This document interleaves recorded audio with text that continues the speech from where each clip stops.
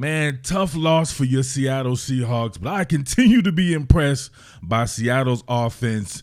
You can make a case, at least through the first handful of games, that it's better than it was before, and you can see the talent starting to take shape, and you think with that draft class that's coming up, what they could do. But believe me, or best believe, that draft capital needs to be used on defense, because that defense is trash dookie.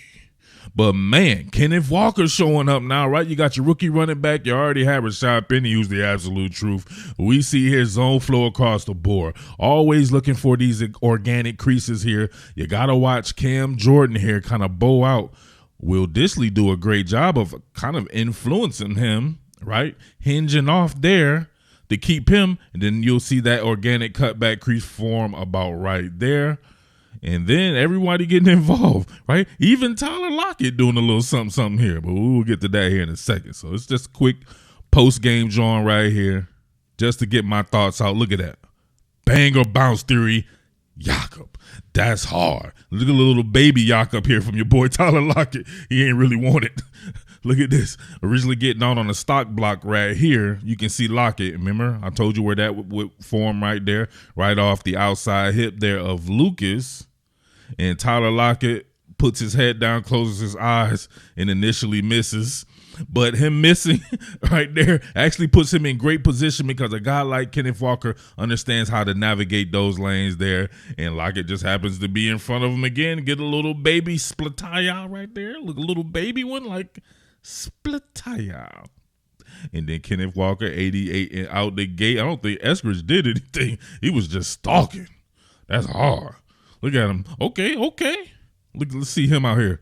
Yeah, he's stalking, pushing a little bit. And Kenneth Walker, 88 out the gate. You know I can't shoulder rest. What a hell of an explosive play. And everybody got involved. Much love there. You can see Lockett right here. He was extremely excited about the work he put in.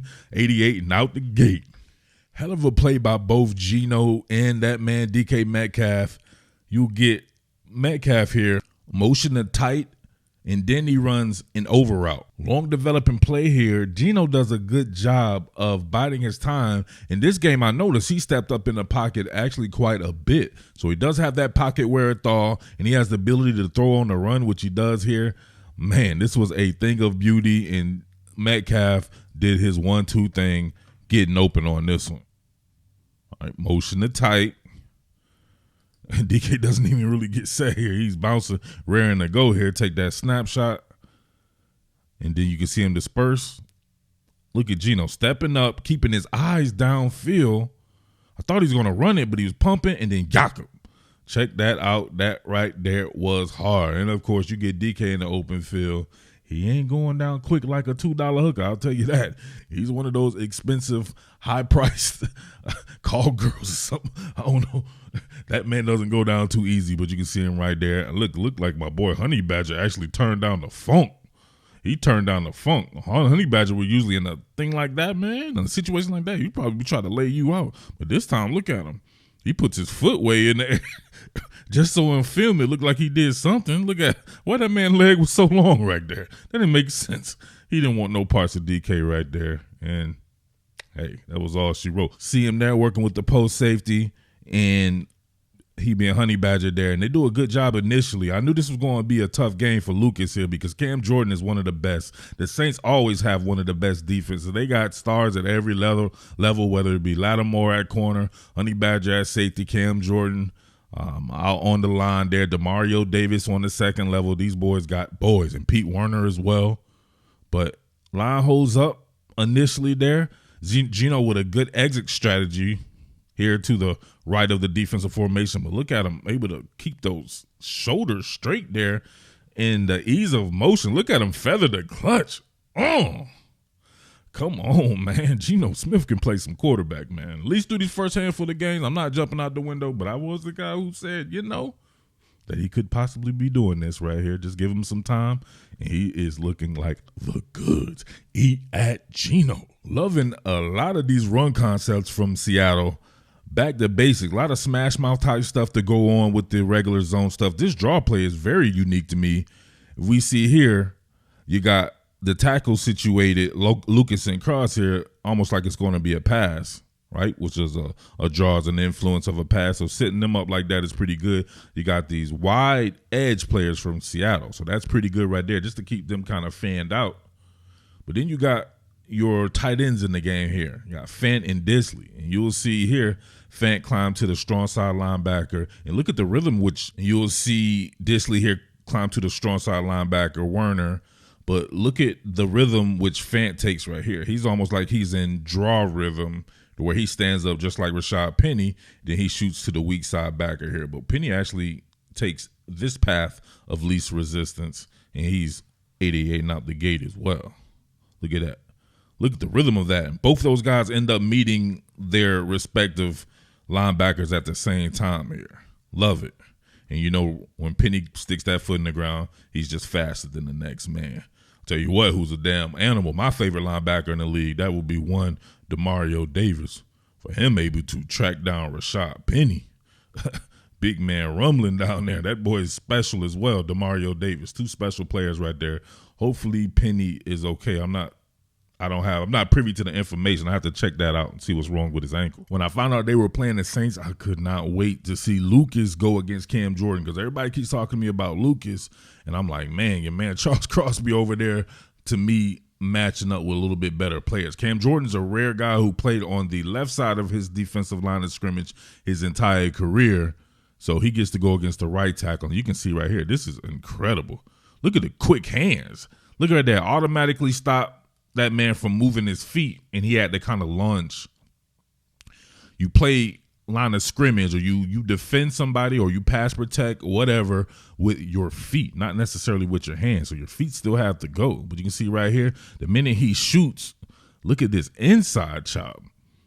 Look at that inside chop. That's a veteran move, because if you inside chop right there, the dominant side of this, the free side, will continue upfield. Much easier there. So he continues to go upfield, and look, this man is automatically in FEMA mode, right? Automatically in recovery mode there. He has nothing to offer Cam Jordan at this particular point in time. He has to abandon technique and just try to run and push him, but this man is much too strong for that. Hell of a rep by Cam Jordan. And Lucas being able to go against something like that, man, I think it's worth his weight in gold, because he probably doesn't get that type of, let's be real here, he's not getting that in practice, whether it be from Geno O, who's I think is a pretty good player, or Darrell Taylor. Neither of those guys are a Cam Jordan. Cam Jordan is one of the best doing it, and he's been doing it for a while. There were some boneheaded plays from Seattle where I believe, man, some of the stuff, or a blunder from DK Metcalf here, a drop from him here. This particular play, what the hell was this dude thinking? I'm still trying to figure out what's this, right? Looks like he's about to rugby kick there. I'm pretty sure there's an option in here that if he sees an opening that he can run, but where's the opening? I guess you can say right there, but you underestimated the fact that everybody's going to eventually try to disengage and get downfield because they think you're kicking the ball. So that's no longer an option there. He was a premature evaluator, and look, closed on him, and then the ball pops and flies out immediately. He was a crash test dummy, straight up. Look at that. He thought that was an open lane just that quick. All the piranhas converged on him and splataya, and then he fumbled right there. Just little stuff like that, man. If you have a defense that's that porous, you cannot afford turnovers. And that's something that Geno Smith isn't doing, which makes him a great option in that style of ball, in that style of team, to where you got to be a little bit more risk averse because your defense is probably not going to do you too many favors. You can't be turning the ball over. You have to admit, though, with Geno, it feels like everyone is in play. I know y'all used to always talk about attack in the middle of the field, or even getting the tight end involved a little bit more, and Geno definitely does that. Look at this right here. You got gun split, both Penny and Walker in the game here. You'll get Walker on that out the back gate out action here. Then you get a potential run fake right here. I was wondering if this was a pass tag on the back of a run call, something like that, RPO. But this looks like it's just straight up pass blocking. So it's just pretty much a play action fake here. And you get Disley coming here on this crosser. Really good with the ball fakes too, I noticed. Got him riding that bad boy, cock and fire. Look at that. These are going to be very tough for people to defend if they really continue to target that run game. And look at them pulling the guard as well. You're pulling the guard like it could be some type of counter O or anything of the sort. They have a ton of action like that anyways as far as some of their run concepts go here. But pulling the guard there to get the in-man on the line of scrimmage. Look at the vacation here. Jakob. Geno accurate as always. Love these levels concept from the stretch boot. You can see him stretching it out right here. You'll get Parkinson. He's on a mission abort flat route. All right, he follows this almost like he's in the path of blocking and then comes back to the flat. You have Noah Fant right here on a corner route and DK Metcalf. Dennis Rodman Jr. himself on a speed out. So all the flow going this way. You can see the 3-level concept there, and they working that hard stretch action, then booting out of that. See the hard fake right there, back to the basket, and you know Geno's going to do a good job of navigating this, reading deep to short, then squaring those shoulders. Look at him square those shoulders. Look at that throw. Oh, my God. Feathered the clutch. Geno kind of showing out. You can see what happens when someone gets a little bit of confidence, especially somebody who had a ton of success in college, the type of success that he had throwing the ball. This is definitely reverting him back to those days, and you can see just the confidence starting to build here. Look at that. That needs to be on a poster. It's like a fall away jump shot at the buzzer. Right to Fant. Geno had it rocking and rolling. You see this in-breaking route here by Eskridge. You have pure seam route, 3rd down. He absolutely nails it to DK Metcalf right here. This should have been a touchdown, but no. Look at this. On a straight drop, rifles it in there. Oh! Thought he didn't have any arm strength, people. I thought he wasn't smart. Right? Remember that one dude talking about if Geno was smart, they would have won more games. Like, make the fuck out of here. You talking about if he was smart. Get out of here with that. Don't on my platform. Look at this. This man absolutely dials it in right there. Perfect throw. DK's got to squeeze that, man. Got to survive the ground with that catch. Oh, that's tough. That was tough to watch right there. The ability to retain. Geno is showing that. We had just talked about missing on this particular post pattern to Tyler Lockett with the Lockett launcher and how he got to get a little bit better on this, and that's exactly what he did. Look at this. Lockett immediately separating 6 feet at all times. Super late in the pandemic separation right here. But look at him with the nod, right? Stemmed off that bad boy and played the safety too, and Geno putting it right on him. Oh! So the vert game is in play. The detach from the pocket game and still keep your shoulder squared and deliver the ball down the field game is in play. Say that a couple of times real fast. The quick game, mid-range game, all that is in play. The run game looks good. That offense looks very good. Somebody remarked on the last one, like, yeah, the Lions suck. Even I said it too. Lions not that good, right? Doing it to the Saints is different. Saints have very good defensive personnel, and they look very much like they looked against a team like the Lions. So, hey, take that for what it's worth. I just want to know what you guys think now about that draft capital.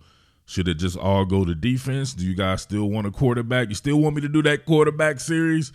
Or could you wait even until the next draft, which is just as loaded as this draft as far as QBs go with high-end premium talent?